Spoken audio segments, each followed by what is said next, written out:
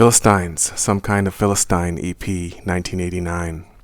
Mid-80s Australian band on the greasy pop label playing a sort of sped-up 60s garage rock with flashy leads and a hectic post-punk edge on the guitars and vocals, and the ghost of the fastest Radio Birdman tunes hovering in there somewhere.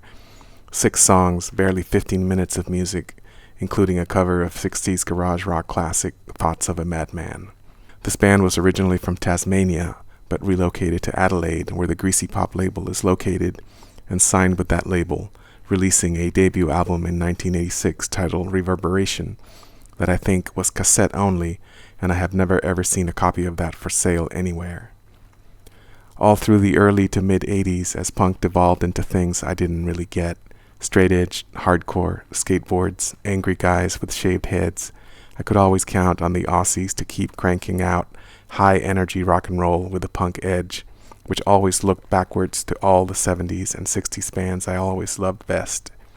Anything on labels like Citadel, Greasy Pop, Dogmeat, Aberrant, A-Go-Go would get a listen no matter what, if I could find it in a store, and it always seemed like the Aussies knew how to play killer lead guitar, which was something punk rock was always fighting against, but which I always craved, having grown up with 70s hard rock as my first love.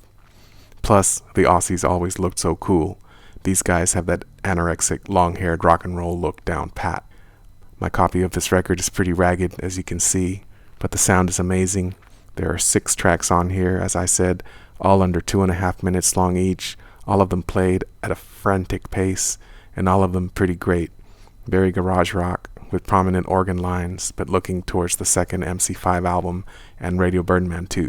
There is something about the way the guitars are played, more jangly garage pop than buzzsaw punk, and the frantic tempo at which most of the songs run, that makes this band pretty unique and definitely worth tracking down if you like fast music with hot guitars. This is the only record I have by this band. I owned their only album at some point, titled Lifestyles of the Wretched and Forgettable, but I don't remember liking it nearly as much as this EP. That album came out in 1991, and if I recall, it sounded more 1991 than I really wanted it to. But if I ever see that record again, I will probably buy it, as I will their other early EP titled Bloody Convicts.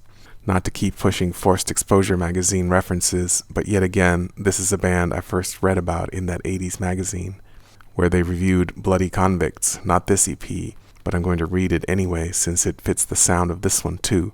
And writer-publisher Byron Coley again wowed me with his 60s references and overall rock and roll wordsmithing. Coley wrote of Bloody Convicts. The B-side of this record, which I put on first by mistake, starts off with this great spangly love-ripped guitar bit that prepared me for something great, and swellness certainly gets delivered here in pretty good quantity. The fills are capable of fantastic 60s-80s moves, cul-de-sac. They have the ability to write songs that float as well as angst's peppermint. They can jam their way into a cover as well as anyone, You Must Be a Witch, and even do guitar jumble on a virtual par with the 2-era Meat Pups, apeshit metal locusts. The first few times I spun this, it came off as a mere Australian-Swedish guitar band object, but the more you play it, the more the band's grasp of detail becomes apparent. Their next rec may kill. As Coley says, it's the grasp of detail, putting all those references into good use by making some pretty original music. There is a 2-CD compilation that was released in 2007 in Australia that contains pretty much all of their recordings, but again, I have never seen it offered for sale. Definitely not in the US as far as I know, but there are probably some copies out there if you can find them. The Philistines.